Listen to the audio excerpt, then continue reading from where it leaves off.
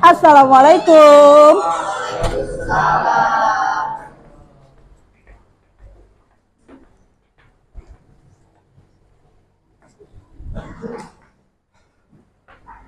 Ya, Assalamualaikum warahmatullahi wabarakatuh. Waalaikumsalam warahmatullahi wabarakatuh. Selamat pagi anak-anak. Bagaimana kabar kalian hari ini? Baik, alhamdulillah. Nah, mudah-mudahan hari ini semuanya sehat walafiat, bahagia hari ini. Atau ada yang sedang sedih? Lingga, kenapa Lingga bersedih? Oh enggak, ya. Baik, sebelum Ibu memulai pelajaran hari ini, ya, yuk ketua kelas silahkan kita berdoa terlebih dahulu. Tolong disiapkan. Siap. Doa dimulai.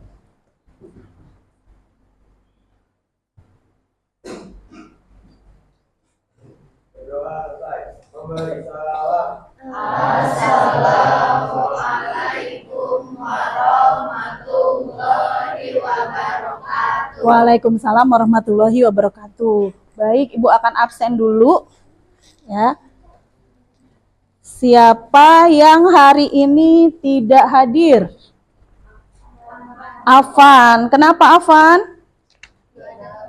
Oh, belum ada kabar, belum ada keterangan. Baik, nanti sekretaris kelas tolong dikonfirmasi dengan wali kelas, ya. Kenapa Afan tidak masuk? Apakah sakit, izin, ataupun memang belum ada kabar? Ya, baik anak-anak. Sebelum kita masuk kepada materi hari ini, minggu lalu, ya, Ibu sudah masuk pada pertemuan pertama dan sudah memberikan gambaran materi apa yang akan kita pelajari di semester ganjil atau di semester 1 ini. Kemudian juga minggu lalu Ibu sudah memberikan tes awal, ya, atau tes diagnostik yang tujuannya adalah supaya Ibu tahu, ya, bagaimana kemampuan kalian masing-masing dalam menguasai materi awal dari pembelajaran sejarah. Ya, hari ini, ya, oh baik, sebelum kita mulai tolong dipersiapkan buku tulisnya, buku paketnya, yuk disiapkan dulu perangkat belajarnya, ya. Hari ini kita akan membahas tentang kolonialisme dan perlawanan bangsa Indonesia.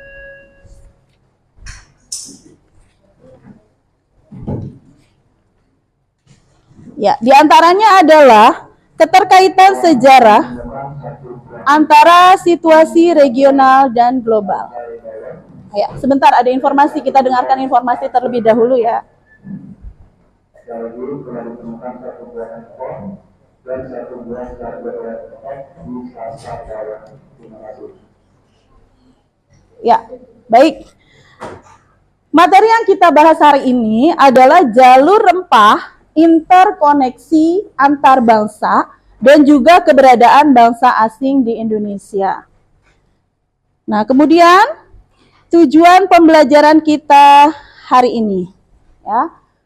Yang pertama, peserta didik mampu menganalisis keterkaitan antara peristiwa sejarah global lewat jalur rempah dengan situasi regional dan juga nasional di Indonesia. Kemudian yang kedua, peserta didik diharapkan mampu mengidentifikasi karakteristik kolonialisme serta perlawanan bangsa Indonesia terhadap bangsa asing.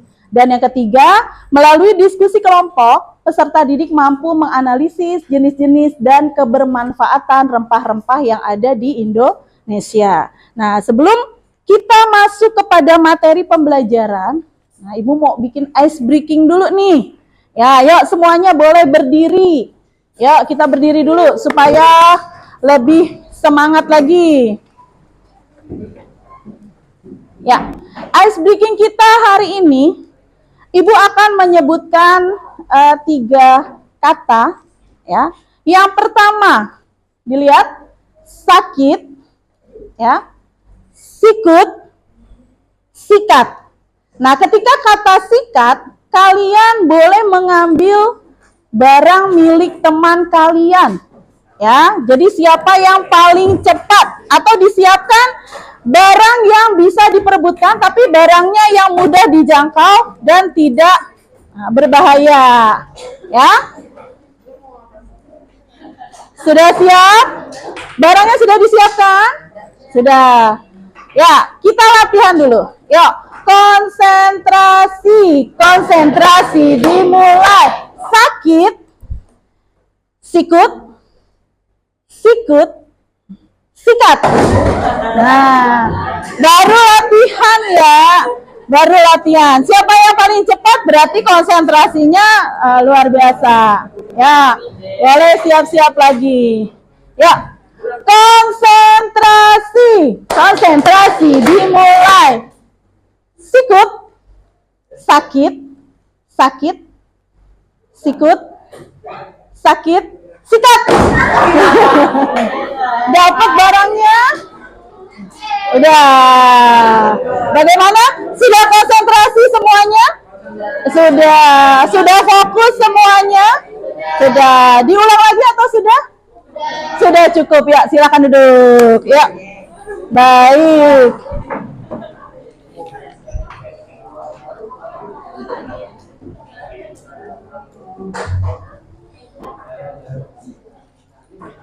Ya, sekarang boleh dilihat, ya semuanya lihat ke depan. Ya, gambar apa ini? Peta jalur rempah. Apa sih jalur rempah itu? Yuk, siapa yang tahu apa itu jalur rempah? Ya, dari barisan sana. Apa itu jalur rempah? Irwan, ayo mau jawab Irwan? Jalur rempah, pengertian jalur rempah. Ada yang tahu apa itu jalur rempah? Barisan sini. Ya, ada yang tahu apa itu jalur rempah? Jalur perdagangan. Ada lagi sebelah sini. Ayo, hampir mendekati. Ya, barisan sini. Ya, silakan. Jalur perdagangan rempah-rempah. Pernah dengar belum sebelumnya istilah ini? Sudah pernah mendengar gitu ya. Jadi ini adalah konsep jalur rempah ya. Jalur rempah ya, ini adalah sebentar Ibu buka dulu. Ya, rute perjalanan nenek moyang bangsa Indonesia dalam menjalin hubungan antar suku, antara suku bangsa yang satu dengan suku bangsa yang lain dan juga dengan bangsa lain, yang awalnya adalah membawa rempah sebagai nilai persahabatan.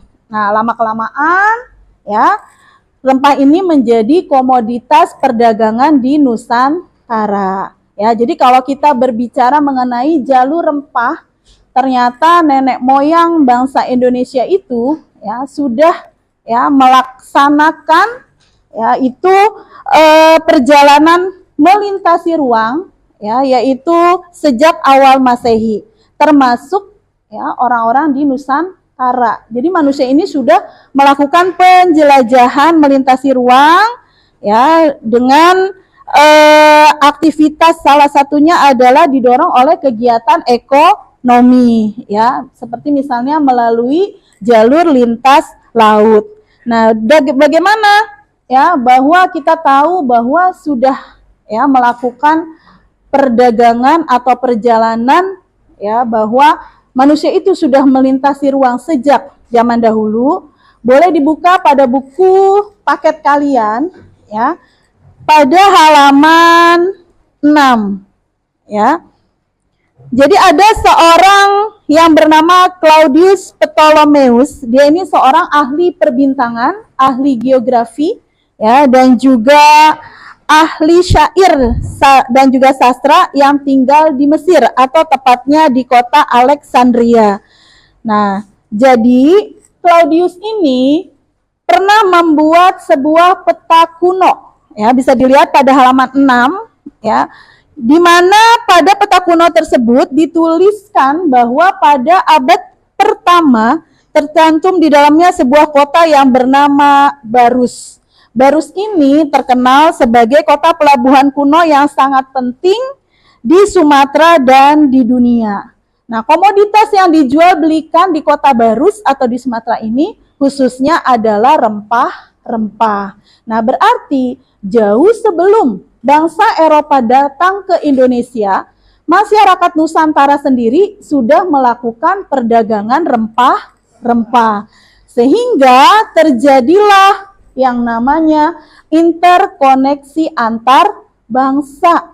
Ya, terjadilah proses interaksi antara masyarakat di Nusantara dengan masyarakat ya dari bangsa-bangsa lain yang dimana mereka ini singgah di pelabuhan-pelabuhan dagang di Indonesia atau kita menyebutnya Nusantara. Ya, jadi ada beberapa komoditas rempah-rempah yang memang pada saat itu laku di pasaran Eropa, gitu ya. Jadi wilayah jalur rempah dimulai dari wilayah Maluku, Jawa, Sumatera, kemudian India, Timur Tengah sampai ke Eropa. Ya, jadi kenapa kok rempah-rempah bisa dikenal sampai ke Eropa? Nah, ternyata masyarakat di Indonesia ini ya jauh sebelum bangsa Eropa datang, mereka sudah melakukan hubungan dagang dengan pedagang-pedagang dari ya Timur Tengah, India, ya kemudian Cina dan lain sebagainya. Ya, jadi itu. Jadi inilah yang menyebabkan jalur rempah ini ya banyak dicari ya dan rempah-rempah ini yang dihasilkan di Indonesia banyak dicari oleh pedagang-pedagang dari Eropa. Nah, mengapa orang-orang Eropa kok mencari daerah penghasil rempah-rempah? Siapa yang tahu? Ada yang tahu? Ayo, kenapa kok orang Barat atau orang Eropa mencari rempah-rempah ke Indonesia? Ayo, siapa yang tahu? Boleh tunjuk tangan. Ya.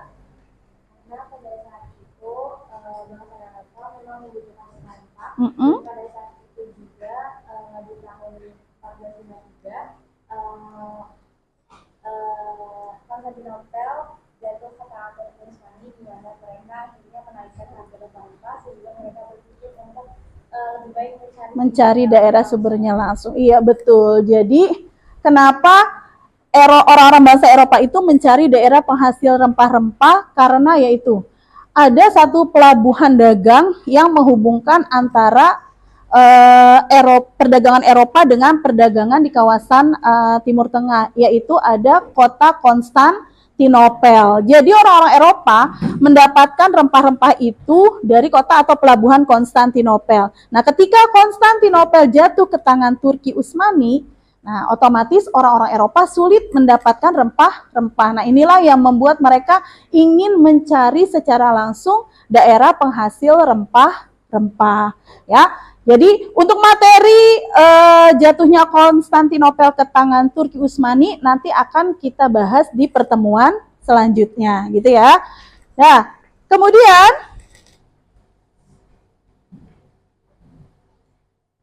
ya. Komoditas utamanya apa saja ya dari jalur rempah? Yang pertama ada biji pala yang mungkin lebih banyak didapatkan di daerah Banda dan Maluku. Kemudian ada cengkeh, ada lada ya dari Sumatera dan Kalimantan. Kemudian ada kayu manis, kapulaga, jahe, kunyit dan lain sebagainya. Ya, jadi banyak sekali rempah-rempah yang dimiliki oleh Nusantara. Ya, tidak hanya yang Ibu sebutkan di sini, mungkin kalian juga tahu apa saja kira-kira rempah-rempah yang ada selain yang Ibu sebutkan. Ayo. Sereh, ketumbar, ada lagi? Kencur, kemiri, ya, lada sudah ada, ya, banyak. Ya, Ibu rasa kalian semua tahu ya jenis rempah-rempah apa saja yang ada di Indonesia. Nah, ini ya, bangsa-bangsa yang datang ke Indonesia, ada bangsa Portugis, bangsa Spanyol, bangsa Belanda, bangsa Inggris, dan bangsa Asia, termasuk India, Arab, dan Tiongkok. Jadi mereka ini, ya, kita tahu bahwa jalur Sumatera merupakan letak wilayah yang strategis, yang memang berdekatan dengan Selat Malaka. Nah, ini Sumatera itu menjadi jalur yang sangat strategis sekali untuk perdagangan, terutama dari segi jalur laut. Ditambah lagi ada pelabuhan-pelabuhan dagang yang dimiliki oleh kerajaan-kerajaan di Indonesia. Sehingga bangsa-bangsa yang datang ke Indonesia ini, mereka tidak hanya sekedar singgah, ya, mereka juga bahkan ada yang bertempat tinggal, bahkan ada yang menikah dengan wanita-wanita Indonesia. Sehingga terjadilah akulturasi kebudayaan antara kebudayaan masyarakat Nusantara dengan kebudayaan asing, baik itu kebudayaan dari bangsa Asia, Belanda, ya, Spanyol ataupun Portugis. Yuk, sampai di sini ada yang mau bertanya? Yuk, siapa yang mau bertanya? Ayo. Ya, silakan.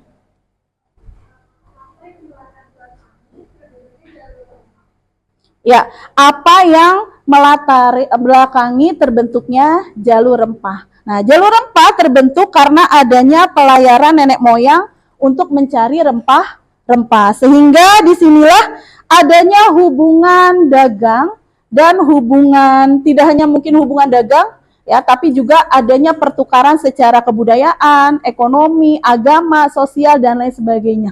Jadi dengan adanya pelayaran laut, ya, dengan adanya perdagangan tadi, nah ini menyebabkan terbentuknya jalur rempah di Indonesia. Dengan pusatnya adalah di Nusantara, ya, pusat rempah-rempahnya di Nusantara, bekerja sama atau melakukan hubungan dagang dengan bangsa-bangsa di luar dari bangsa Indonesia. Ada lagi yang mau bertanya? Ya, silakan.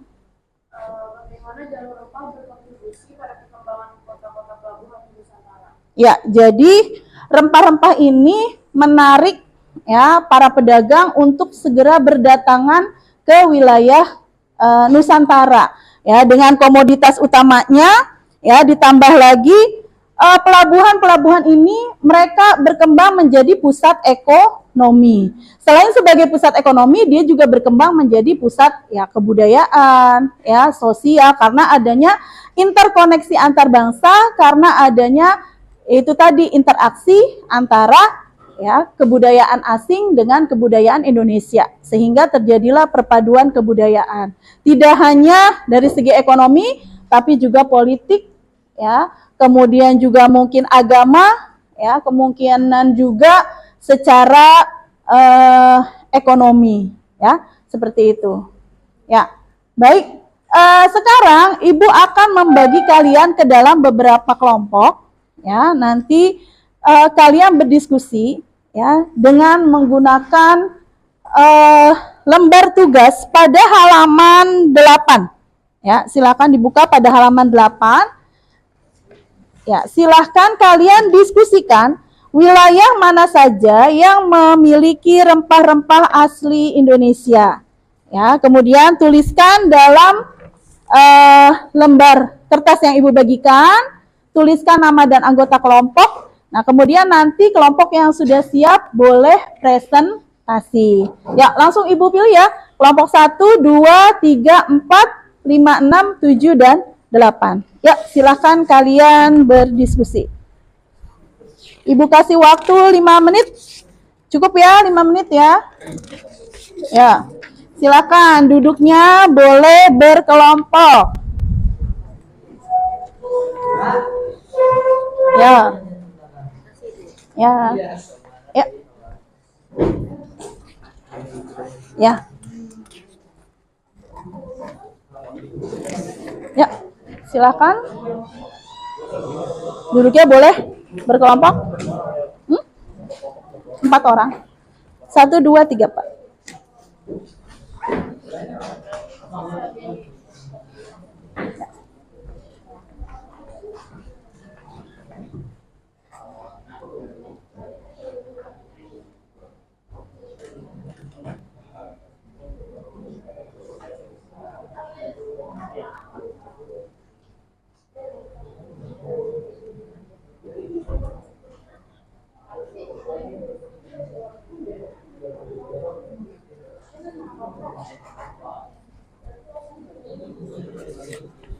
Ya, silahkan berdiskusi.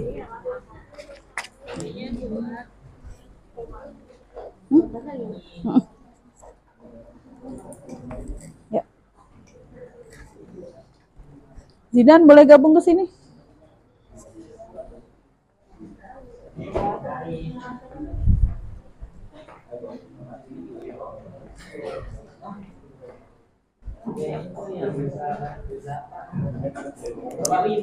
Ya.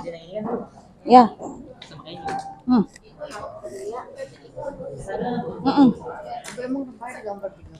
Nggak usah digambar. Dituliskan aja nama rempahnya apa, fungsinya apa, asalnya dari daerah mana.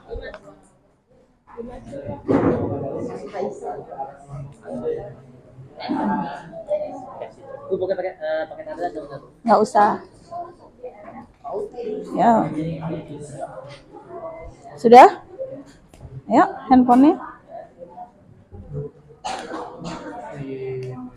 Ya. Nama anggotanya ya ditulis. Ya, yang penting nama anggotanya aja.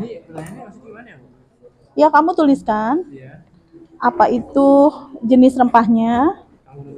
Fungsinya apa? Iya, asalnya dari Indonesia. Fungsinya apa? Asalnya dari mana?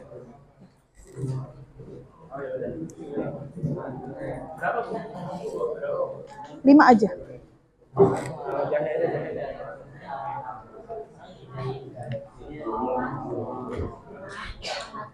Ya. Boleh.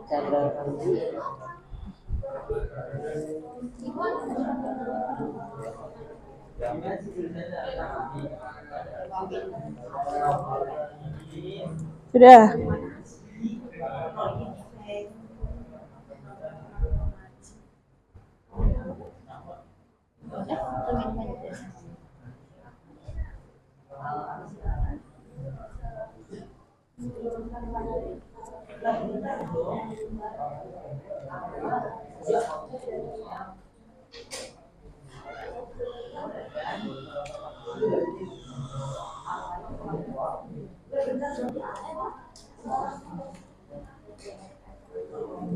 Ya, kelompok yang sudah siap nanti boleh presentasi. Ya.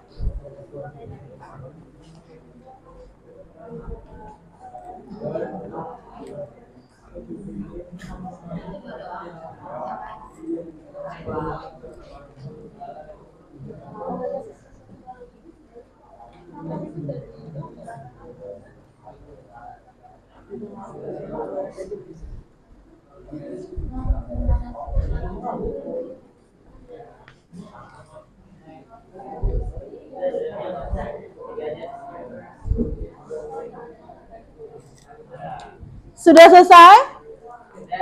Sudah.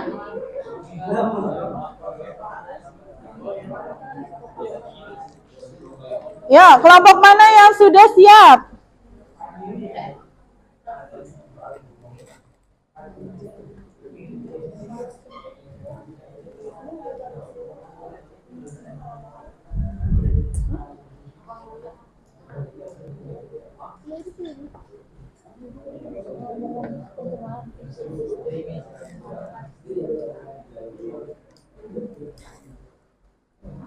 Sudah?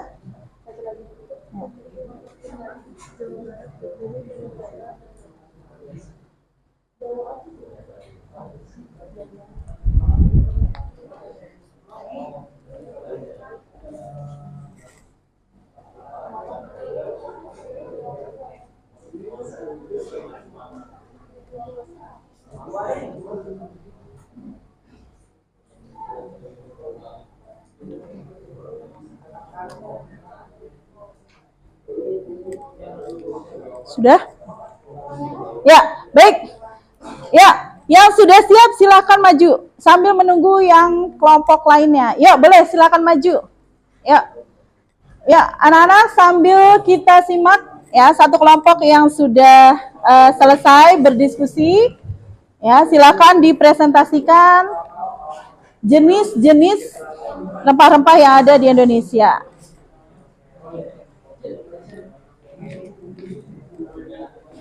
Ya, ya, disimak dulu. Ya, yang lain disimak dulu, diskusinya boleh dihentikan sementara. Yuk, silakan. Waalaikumsalam warahmatullahi wabarakatuh. Selamat pagi semuanya. Perkenalkan kami dari kelompok 1, aku Farida. Indonesia.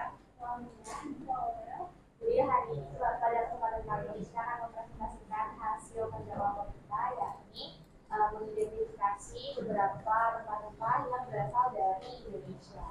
Sebenarnya banyak ya rempah-rempah di Indonesia yang sangat beragam sampai akhirnya kita dijadikan salah satu destinasi yang dicari-cari untuk sebagai penghasil rempah. Tapi di sini kita mengidentifikasi 5 rempah saja yang berasal dari Indonesia. Yang pertama itu ada keluarga. Fungsinya sebagai pemberi aroma pada makanan, yaitu berasal dari Jawa. Nah, selanjutnya ada kuah yang sebagai pewarna hitam alami, berasal dari Jawa, Kalimantan, dan Sumatera. Kuah ini yang biasa dipakai untuk membuat rawon, yang bikin rawon warnanya hitam. Selanjutnya ada cengkeh, fungsinya itu menandakan perjanjian berasal dari laut. Terus yang keempat ada kelawang. Kelawang itu buat membantu pencernaan, buat mengatasi sakit juga. Itu berasal dari Sumatera Barat dan Aceh. Sama yang terakhir ada temulawak. Temulawak itu fungsinya buat berwarna kuning alami pada masakan. Juga bisa sebagai obat kalau misalnya lagi mengalami masalah pencernaan, dan dia itu berasal dari Jawa. Baik, ya boleh ditutup. Dari kami, Assalamualaikum warahmatullahi wabarakatuh. Waalaikumsalam. Ya kita beri aplaus dulu untuk kelompok 1. Ya. Nah, terima kasih untuk kelompok 1 yang sudah mempresentasikan hasil diskusinya. Ya, berikutnya kelompok mana yang sudah selesai? Ya, silakan. Yuk. Diva dan teman-teman.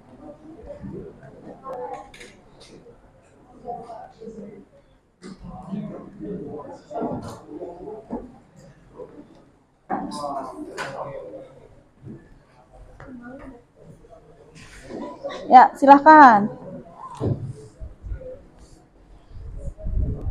Assalamualaikum warahmatullahi wabarakatuh. Waalaikumsalam warahmatullahi wabarakatuh. Kami mempresentasikan hasil diskusi kami mengenai mengidentifikasi rempah-rempah yang ada di Indonesia.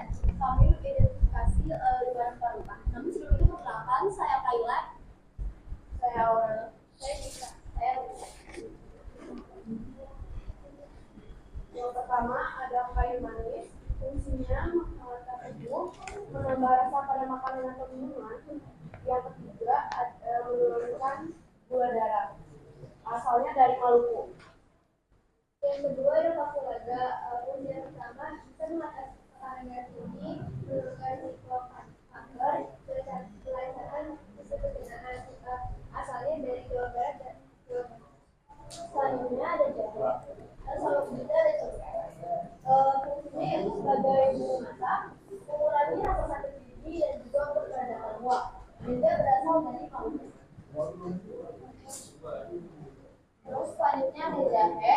Jahe itu bisa jadi buat bumbu masak, terus bisa buat jadi pelancar darah juga. Terus yang ketiga itu bisa meredakan masuk angin, itu dari Jawa. Terus selanjutnya ada kunyit. Kunyit itu biasanya dipakai buat bumbu masak, buat mewarnai kuah atau apa gitu. Itu dari Sumatera. Ya. Sekian dari kami, terima kasih. Wassalamualaikum warahmatullahi wabarakatuh. Waalaikumsalam. Ya kita beri aplaus untuk kelompok yang sudah maju. Ya, masih ada kelompok yang mau maju? Ayo, boleh silakan.